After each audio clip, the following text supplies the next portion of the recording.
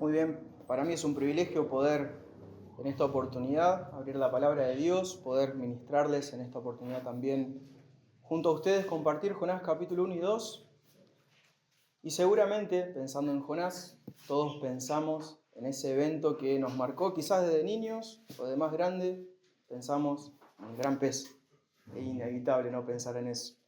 Pero bien, mi idea es primeramente poder comentarle un poquito de quién era Jonás, poder tener un contexto de qué es lo que sucedió con Jonás también. Jonás es uno de los profetas menores, no porque sea menor de edad, porque sea bajito, sea chiquito, sino porque es uno de los libros quizás un poco más corto dentro de los profetas, pero comparado con los demás profetas es uno de los más particulares. Y justamente porque en el libro de Jonás no vamos a encontrar, como en los demás profetas, discursos, cánticos quizás, denuncias o tuve esta visión o así dice el Señor. Hay un poco de diferencia en cómo fue escrito este libro. A diferencia de otros libros proféticos que llevaban un mensaje de parte de Dios, nos encontramos con un libro que narra la historia de este profeta.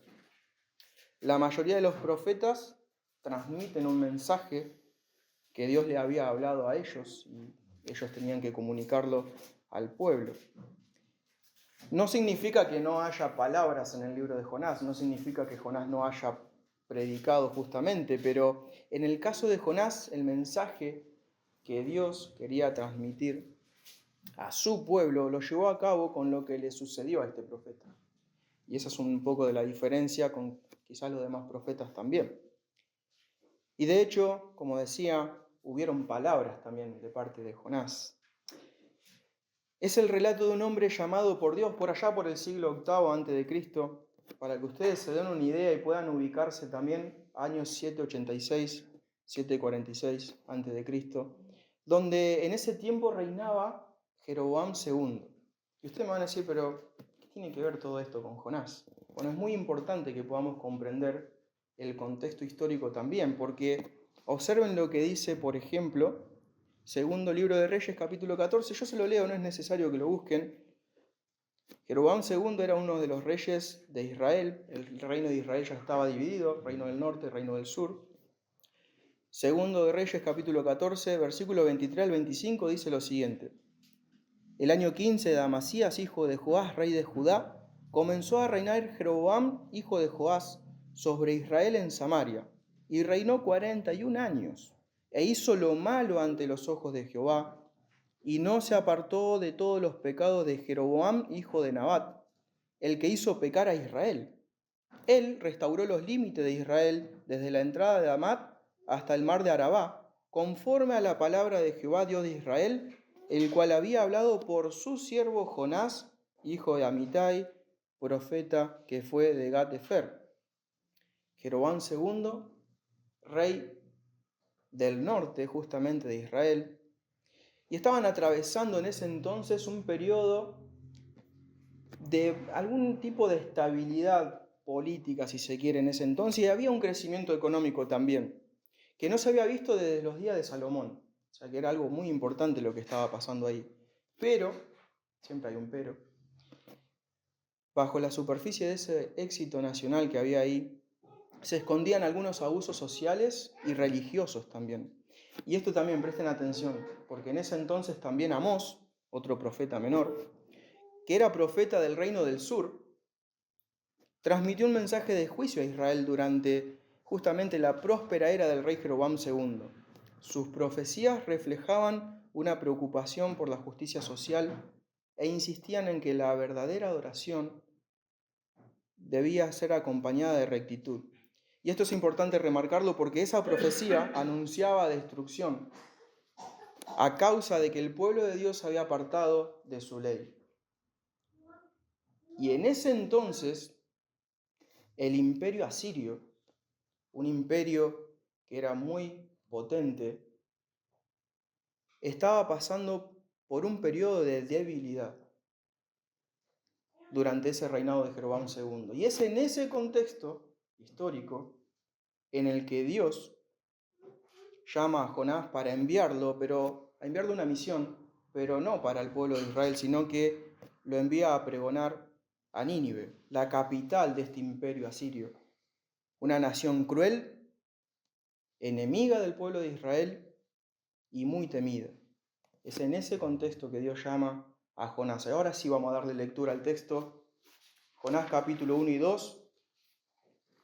Y Dios mediante, el próximo domingo vamos a terminar con este libro, capítulo 3 y 4. Dice así la palabra de Dios.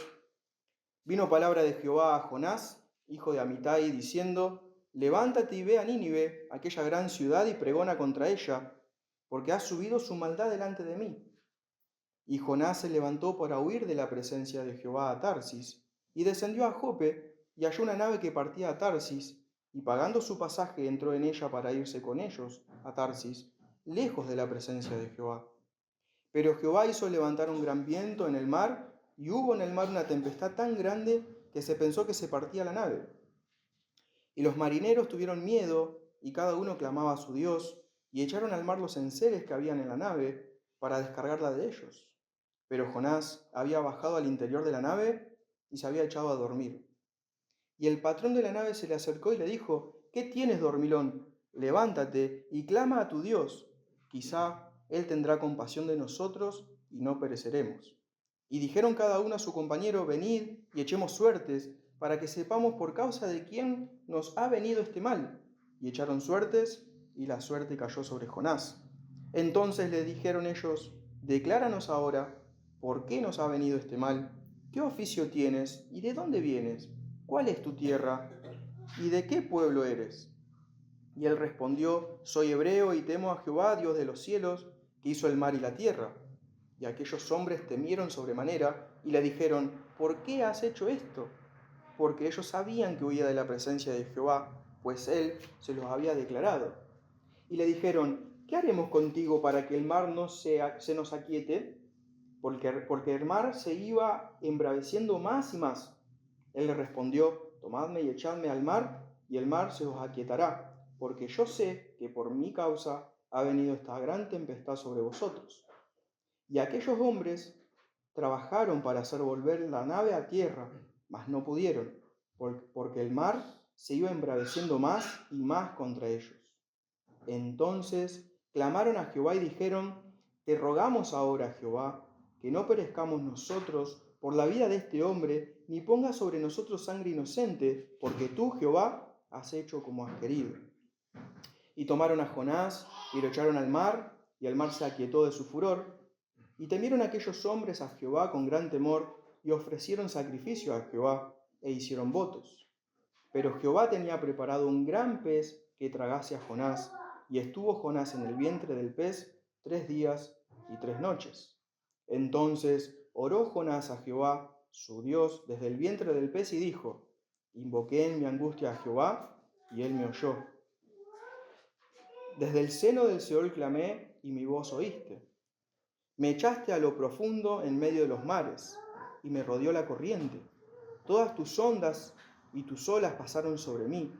Entonces dije: desechado soy delante de tus ojos, mas aún veré tu santo templo. Las aguas me rodearon hasta el alma, rodeóme el abismo. El alga se enredó en mi cabeza, descendí a los cimientos de los montes. La tierra echó sus cerrojos sobre mí para siempre. Mas tú sacaste mi vida de la sepultura, oh Jehová Dios mío. Cuando mi alma desfallecía en mí, me acordé de Jehová, y mi oración llegó hasta ti en tu santo templo. Los que siguen vanidades ilusorias, sus misericordias abandonan, mas yo con voz de alabanza te ofreceré sacrificios. Pagaré lo que prometí, las salvaciones de Jehová. Y mandó Jehová al pez, y vomitó a Jonás en tierra. Vamos a orar una vez más. Bendito Señor, te agradecemos por este privilegio que tenemos de abrir hoy tu palabra. Señor, queremos ser enseñados por ti.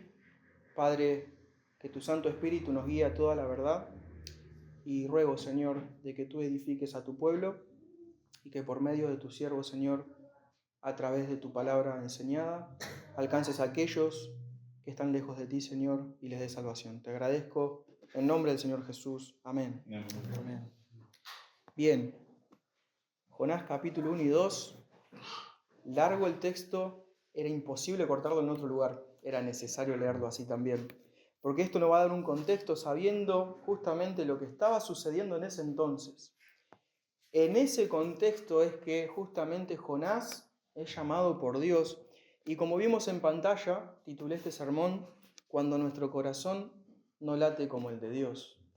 Y creo que Jonás en esta oportunidad nos representa también. Y me gustaría ver que cuando nuestro corazón no late como Dios, en primer lugar, huimos de su voluntad, que es lo que hizo Jonás. De hecho, observamos en los primeros versículos, ahí lo tenemos, vino palabra de Jehová a Jonás, hijo de Amitai, diciendo, levántate y ve a Nínive. Una orden sencilla de cumplir, levántate y ve a Nínive. Ahora, recuerdan el contexto, ¿no? La nación de Israel, disfrutando de quizás un poco de paz, tenía que ir Jonás a Nínive, la ciudad temerosa. Ahora, observamos que, como decía, esa orden clara y concisa de lo que Jonás debía hacer, de hecho Jonás sabía dónde estaba Nínive. No es que a mí me cuesta identificar el norte y el sur, el este y el oeste, medio como que se me complica. No creo que a Jonás en ese entonces le haya pasado eso. Quizás estaban acostumbrados también a embarcarse. Jonás no era una persona como yo, sabía los puntos cardinales, eso estoy seguro. Se nos dice de hecho que Nínive era una ciudad de la más grande de ese entonces, era la más importante, pero estaba llena de maldad. Y podemos suponer que quizás Jonás tenía miedo de ir a esa ciudad. De hecho, Nahum capítulo 3 versículo 1 dice que era una ciudad sanguinaria. Y quizás tenía ese temor. Pero la realidad es que Jonás ya había decidido en su corazón desobedecer a Dios.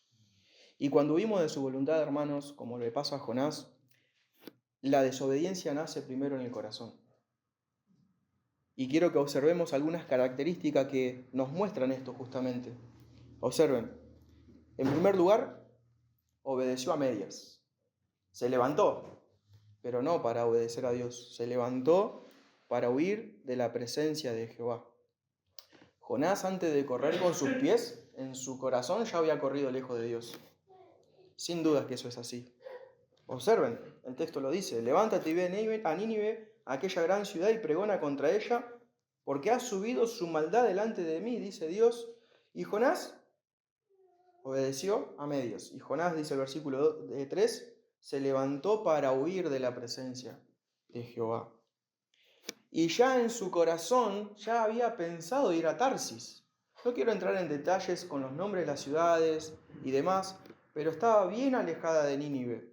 Bien alejada de Nínive. Y Jonás en su corazón ya estaba pensando en su plan, en su mente, desde que recibió la orden de Dios de irse bien lejos. Nínive era la ciudad que quizá era temerosa, pero Jonás ya tenía en su corazón pensado irse lejos, lejos de la presencia de Jehová. Pensó en ir a Tarsis.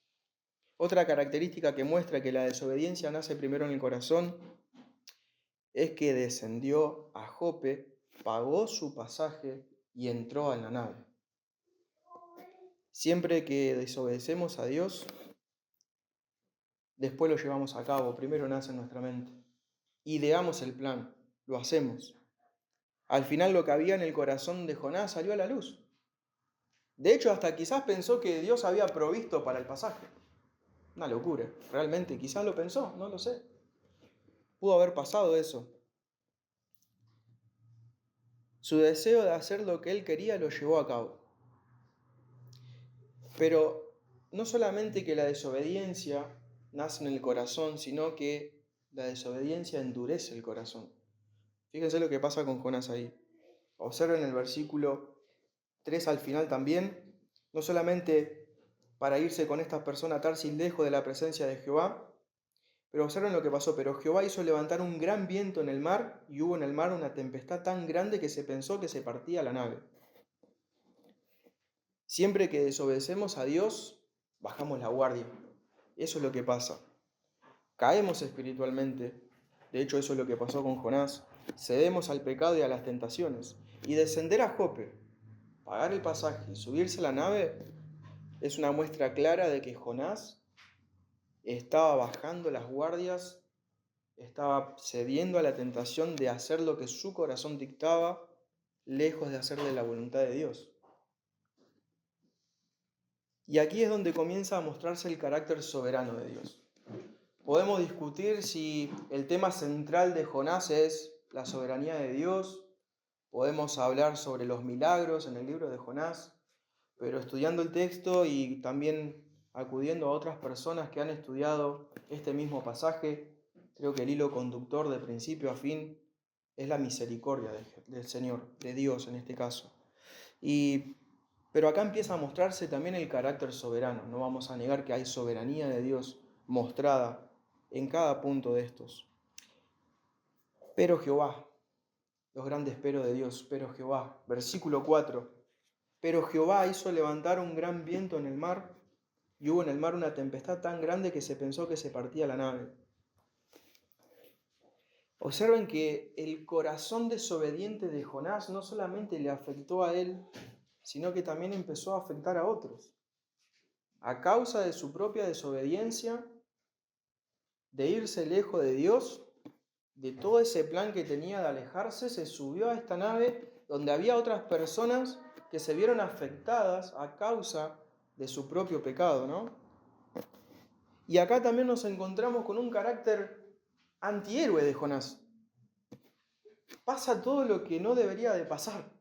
Parece una sátira, realmente parece una sátira. Encontramos a unos marineros totalmente idólatras, lejos de Dios, y tenemos a Jonás, un profeta del Dios verdadero, con un corazón endurecido. En medio de la tempestad, el pasaje nos permite ver dos contrastes. Como decía, los marineros religiosos tuvieron miedo. Rogaban a su Dios y accionaron en tratar de enderezar la nave. O sea, tomaron carta en el asunto estas personas, totalmente ajenas, idólatras. Y nos encontramos, mientras tanto, al profeta del Dios verdadero durmiendo, como si nada pasase, como si estuviese todo bien. Observen que en el versículo 6 el patrón de la nave se le acercó y le dijo: ¿qué tienes, dormilón? ¿Se imaginan una tempestad con los barcos de ese entonces?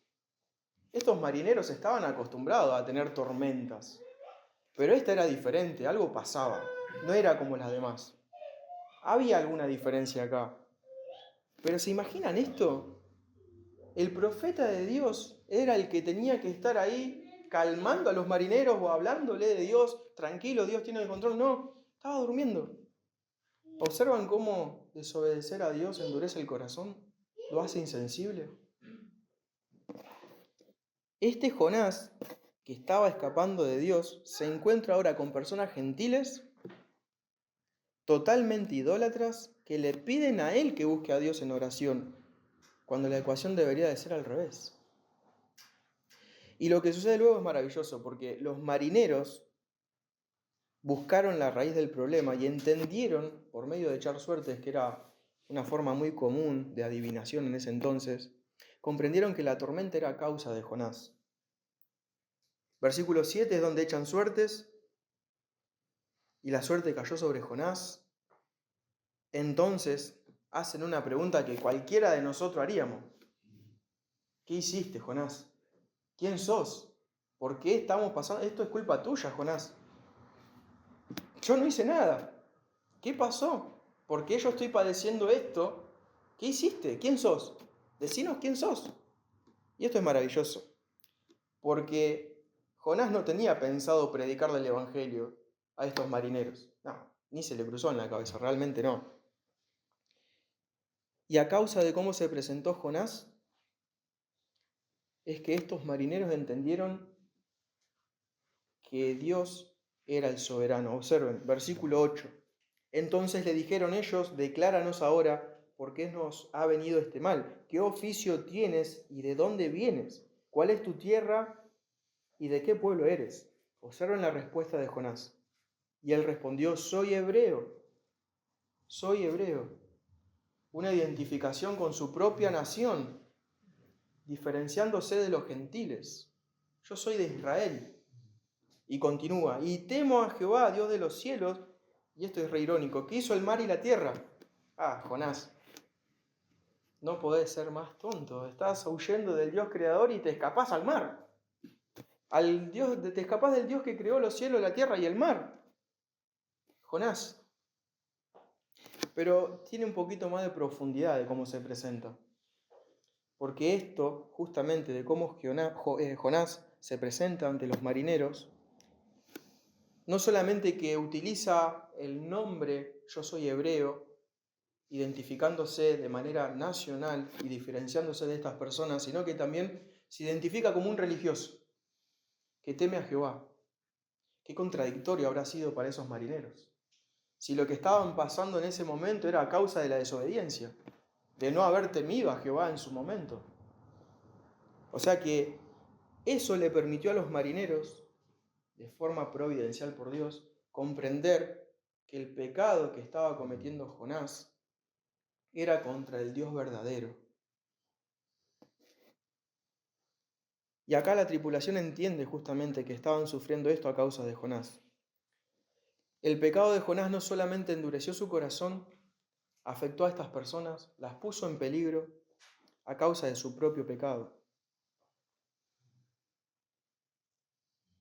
Y esto es muy fuerte porque estas personas que estaban allí estaban observando a un profeta de Dios. Y ellos sabían muy bien que no podían hacerle daño a un profeta del Señor. Pero a pesar de que cuando nuestro corazón no late como el de Dios, pasando a nuestro segundo punto, Dios no deja de hacer su voluntad. Y eso es muy importante también. De hecho, Dios usa su soberanía para revelar el pecado de Jonás. La pregunta de los marineros en el versículo 10, ¿por qué has hecho esto?, es una pregunta lógica. Ellos sabían, porque Jonás se lo había declarado, que estaba huyendo de Dios, del Dios creador y soberano. Ahora la pregunta era otra. ¿Qué hacemos contigo, Jonás? ¿Qué hacemos ahora con vos? Y aquí parece que Jonás se torna el héroe. Observen, acompáñenme ahí el versículo 11. Y le dijeron, ¿qué haremos contigo para que el mar se nos aquiete? Porque el mar se iba embraveciendo más y más. Y acá parece que Jonás se pone la capa de héroe. Tengo la solución, voy a dar mi vida por ustedes. Tomadme y echadme al mar, y el mar se os aquietará. Porque yo sé que por mi causa ha venido esta gran tempestad sobre vosotros. Jonás reconoce que es a causa de su desobediencia esta tormenta que estaban padeciendo, que lo estaba poniendo en peligro a todos ellos. Y parece que sí, que bien, Jonás, una buena, estás haciendo lo correcto. Pero por lo que vemos más adelante también, hasta parece de que era una solución perfecta para él. Yo quiero huir de Dios. Mátenme. Listo. Solucionado el problema. Como decimos en criollo, muerto el perro, muerta la rabia. No. Eso es lo que quería Jonás. Escapar de Dios. Y la manera más fácil era esa para él. O quizás realmente tuvo compasión de estos marineros. No lo sé, pero al parecer en el texto parece que Jonás quería tomar el atajo. Que encontró la manera perfecta de huir de Dios. Pero Dios, nuevamente, pero Dios. De hecho, Dios no deja de hacer su voluntad y Dios usa su soberanía para hacer su voluntad. Los marineros no querían arrojar a Jonás al mar. De hecho, intentaron por sus propios medios controlar la nave, pero a medida que pasaba el tiempo, la tormenta crecía y ellos sabían que arrojar al mar a Jonás estarían matando a un profeta del Dios verdadero y temían las consecuencias. Y eso lo dice el versículo 12, observen, y 13. El 13 sobre todo, y aquellos hombres trabajaron para hacer volver la nave a tierra, mas no pudieron, porque el mar se iba embraveciendo más y más contra ellos.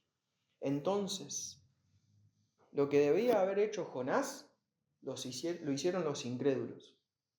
Lo que debería estar siendo Jonás en ese momento, en medio de la tormenta, lo hicieron los marineros totalmente idólatras, lejos de Dios, pero ya estaban comprendiendo que estaban delante del Dios creador ¿Y qué hicieron ellos? Justamente clamaron a Jehová por sus vidas y por su inocencia, porque realmente habían tomado la decisión de arrojar a Jonás al mar.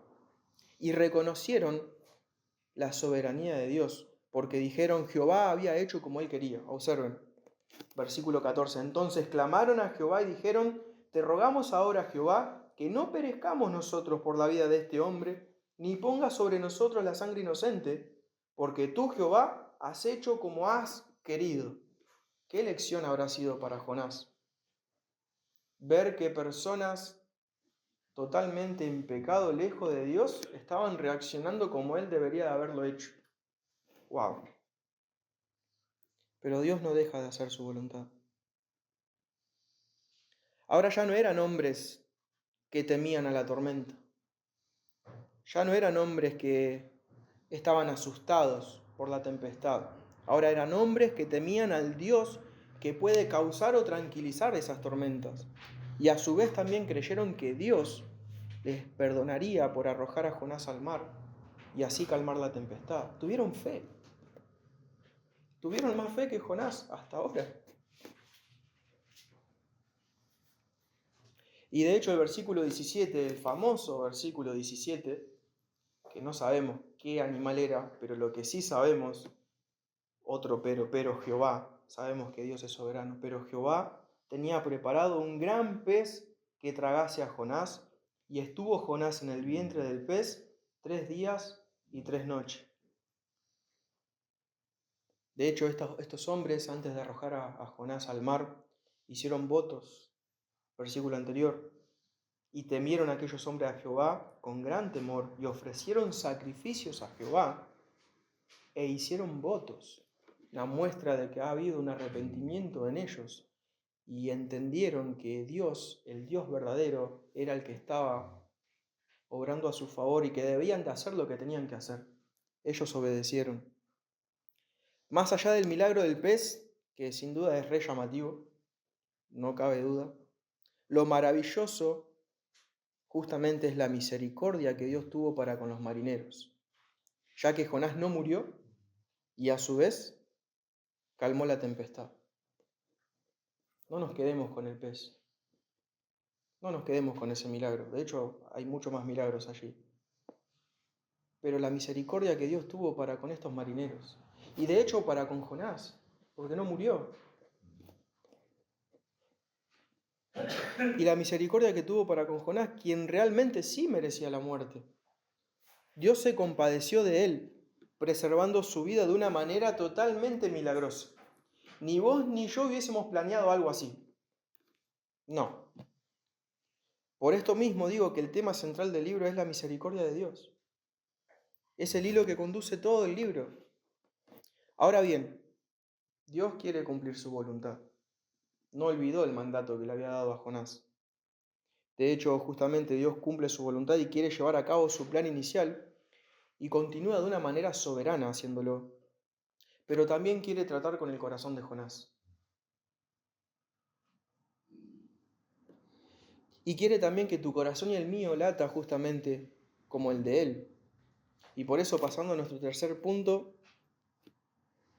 Dios nos lleva al quebrantamiento. Para que tu corazón y el mío lata como el de Dios, es necesario que pasemos por el quebrantamiento. De hecho, justamente Dios derriba nuestra autosuficiencia. Y es lo que hizo con Jonás. Mientras Jonás tuvo opción, eligió huir. Mientras tuvo el control, resistió. Pero cuando ya no hubo alternativas, cuando se encontró imposibilitado, insuficiente, entendió que necesitaba de Dios. Ahora, ¿era necesario? Sí, para Dios. Dios dijo que sí. De hecho, lo hizo así. Dios lo llevó al extremo para disciplinar la vida de Jonás. Yo no creo que Jonás dijo, bueno, hoy me voy a levantar, me voy a ir lejos de Jehová y voy a amanecer en el vientre de un pez. No creo que lo haya planeado así. Las consecuencias de la desobediencia, el endurecimiento de nuestro corazón, nos lleva a lo extremo y es a causa de nuestro pecado, pero Dios es soberano aún por sobre esas cosas y las usa justamente para llevarnos y quebrantar nuestro corazón quebrantar nuestro interior y mostrarnos realmente que es Dios el que tiene el control y que hay que obedecer. Estando en el vientre del pez, Jonás tuvo fe, invocó a Dios. Observen, versículo 1 del capítulo 2. Entonces oró Jonás a Jehová, su Dios, desde el vientre del pez y dijo: invoqué en mi angustia a Jehová y él me oyó. Desde el seno del Seol clamé y mi voz oíste. Ese Seol puede hacer alusión al mismo infierno o a la tumba también. Se usa de diferentes maneras en diferentes contextos, pero sin duda que habla de lo profundo, la muerte, el abismo, sin duda que sí. Pero Dios no solamente que nos quebranta, sino que también usa la aflicción para atraernos hacia Él. Y es lo que hizo con Jonás. Lo que no produjo la comodidad, lo produjo justamente el dolor en Jonás. Lo que no logró la tranquilidad en la que él estaba, lo logró la disciplina de Dios. Observen, en primer lugar, Jonás reconoce la corrección divina en el versículo 3. Me echaste a lo profundo en medio de los mares. Me echaste en lo profundo en medio de los mares. Jonás reconoce que fue Dios y no los marineros. Entiende que fue a causa de su pecado y él estaba pagando por eso. Jonás entiende de su separación con Dios a causa de su propio pecado. Desechado soy delante de tus ojos. Versículo 4. Entonces dije, desechado soy delante de tus ojos.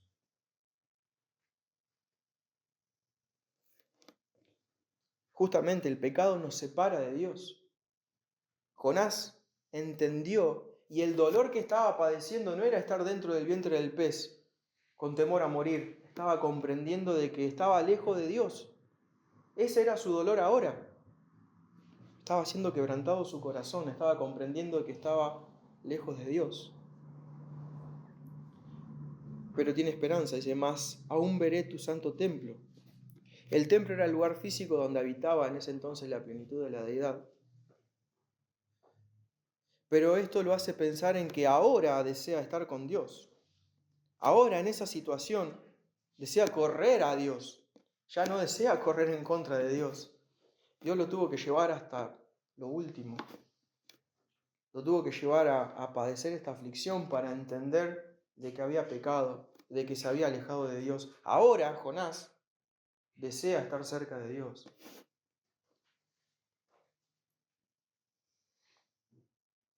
Y la aflicción, hermanos, muchas veces nos hace mirarnos a nosotros mismos. Y Jonás es lo que hizo. De hecho, observen, versículo 5. Las aguas me rodearon hasta el alma, rodeóme el abismo, el alga se enredó en mi cabeza, descendí a los cimientos de los montes, la tierra echó sus cerrojos sobre mí para siempre. Se miraba a él, se miraba en la condición, en la aflicción que estaba pasando en ese momento. Pero al final podemos ver que Jonás tuvo fe. Jonás era un hombre de fe, que había caído en pecado. Porque a pesar de lo complejo de la situación, a pesar de la aflicción, confió y ya se vio liberado. Mas tú sacaste mi vida de la sepultura, oh Jehová Dios mío. Termina el versículo 6 con eso. Mas tú sacaste mi vida de la sepultura, oh Jehová Dios mío. Tenía fe ahora y estaba comprendiendo nuevamente que Dios era el que tenía el poder para sacarlo de esa situación. Ya no era por sus propios medios, ya no había manera. No hablaba cetáceo como Doris. No podía decirle a la ballena, escupime. No había manera de hacerlo. No. Este quebrantamiento de Jonás es a causa de que Dios derribó su autosuficiencia y usó la aflicción de ese momento para restaurarlo. Y pasando a nuestro último punto, cuando nuestro corazón no late como el de Dios, Dios nos restaura por pura gracia. Un comentarista menciona que el libro de Jonás podría haber sido el más corto de todo. Y le doy un ejemplo. Observen. Versículo 1. Vino palabra de Jehová diciendo, Jonás, hijo de Amitai, levántate y ve a Nínive y pregona contra ella. Versículo 2. Y Jonás se levantó para huir de la presencia de Jehová a Tarsis. Versículo 3. Y Jehová hizo descender fuego del cielo y consumió a Jonás por su desobediencia. Fin del libro. Podría haber sido, ¿verdad? Dios es soberano para hacerlo. Pero no, quizás nos causa gracia. Podemos volar un poquito con la imaginación, porque conocemos que Dios es poderoso para hacerlo. De hecho, en otra oportunidad ha hecho descender fuego, ¿verdad? Pero Dios no es solamente fuego consumidor, sino que también es un Dios benevolente, lleno de paciencia y de gracia. Y el proceso por el cual pasó Jonás era necesario para que él pudiese ser restaurado. Quizás no estamos pasando el mismo proceso, no lo sé, pero sí es necesario para ser restaurados. Y esta restauración en Jonás comenzó cuando él puso la mirada en Dios, cuando él volvió a mirar a Dios. Como decía, mientras Jonás observaba a su alrededor y solo se centraba en la circunstancia, estoy pasando esto, estoy pasando lo otro, tengo algo en la cabeza, es un montón de cosas. Quizá el agua lo estaba tapando, estaba desfalleciendo, solo observó muerte para él, pero cuando miró a Dios, encontró la salvación. Versículo 7, cuando mi alma desfallecía en mí, me acordé de Jehová y mi oración llegó hasta ti en tu santo templo, medio de gracia. Gracias Dios por la oración. Me acordé de Jehová y mi oración llegó hasta ti en tu santo templo. Y Jonás hace una comparación con aquellos que ponen su confianza en los ídolos y olvidan su pacto de misericordia de Dios para con los suyos. Observen el versículo 8 del capítulo 2.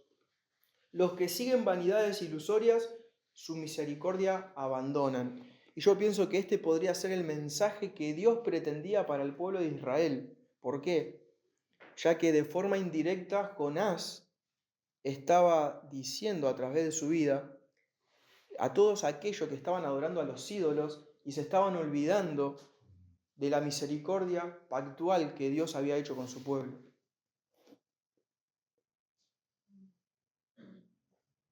Y esto lleva justamente a Jonás a entender que la salvación es de Jehová. De hecho, justamente Dios nos restaura por su gracia soberana. Jonás no solamente comprendió que había pecado en contra de Dios y que debía volver su mirada a Él, sino que también entendió que es Dios el que salva y que lo hace a su manera. Es Él el que salva, la salvación es de Jehová. Observen justamente versículo 9, mas yo con voz de alabanza te ofreceré sacrificio, pagaré lo que prometí, la salvación es de Jehová. Él no tenía manera de salvarse, ni físicamente ni espiritualmente de esa situación. No había manera de hacerlo. Dios restaura por su gracia soberana. No había méritos alguno en él para poder ser salvo de esa situación. Cambió su actitud. Ya no pensaba en su mente volver a huir cuando salga del vientre del pez, sino que pensaba en pagaré lo que prometí. Iba a ofrecer alabanza, sacrificios. Ya estaba pensando en obedecer a Dios. Y esta restauración de Jonás se observa claramente que es Dios el que la produce y que es fiel a sus planes. Soberanamente Dios restauró a Jonás para cumplir su propósito. Y esto lo podemos ver en el versículo 10. Observen lo que dice el versículo 10. Y mandó Jehová al pez y vomitó a Jonás en tierra. Jonás no podía hacer nada. Si Dios no daba la orden, Jonás permanecía dentro del pez. No dependía de él. Es la soberanía de Dios la que restaura la vida de Jonás, la tuya y la mía. El pasaje no dice que el pez vomitó a Jonás en Nínive, pero sí nos permite ver que es Dios el que da la orden para que esto suceda y lo haga en tierra firme. No sabemos particularmente si es en Nínive, pero es Dios el que dio la orden a este pez. Y Jonás salió con vida del vientre del pez, maravilloso. Un milagro extraordinario. Pero como dije, no nos olvidemos, esa es la misericordia de Dios. Claramente había evidencias, seguramente, no sé si habrá habido personas cerca, pero no creo que tenga olor a perfume árabe, Jonás. No lo creo. Quizás tenía algunas que otras algas, había olor, ¿no? Pensamos, no lo dice la Escritura, pero imaginamos, ¿no? Salir del vientre de un pez. Nunca he salido del vientre de un pez, la verdad que no. Pero imagino que debe ser muy profundo el dolor, ¿no? Bueno, ese es el pecado, deja evidencias. Deja evidencias. El pecado, la desobediencia, la dureza de nuestro corazón nos deja en evidencia. Somos restaurados, sin duda que sí. Dios restauró, de hecho Dios preservó la vida de Jonás. Dio la orden para que el pez lo vomite en tierra firme. Pero había evidencia de lo que había pasado en él. Y sin duda, claro, el pecado trae consecuencias a nuestras vidas. Pero, querida iglesia, llegando al final, Jonás nos confronta, porque nos recuerda que se puede pertenecer al pueblo de Dios y, sin embargo, tener un corazón lejos de su sentir. Podemos asistir, podemos cantar, lo que sea. Podemos servir y aún así resistir a diferentes áreas donde Dios nos llama a obedecerle. Tal vez el Señor nos está mostrando, no sé, falta de compasión por las almas que se pierden. No digo que esto suceda en la iglesia, ¿no? Pero cada cual puede analizar su propio corazón. Y yo analizo el mío. Quizás hay frialdad espiritual, no lo sé. Desgano en la oración. Resistencia a perdonar. Comodidad. Quizás estamos durmiendo, como Jonás, mientras hay tormentas alrededor. Rutina religiosa, sin piedad. Jonás conocía la voz de Dios, pero no quería caminar con ella. Necesitamos pedirle al Señor no solo actividad, sino sensibilidad, porque parte de ahí. El corazón duro de Jonás se vio reflejado en todo lo que luego le pasó. Y quizás tu corazón o el mío está duro y no nos damos cuenta. No nos olvidemos que el pecado deja evidencias.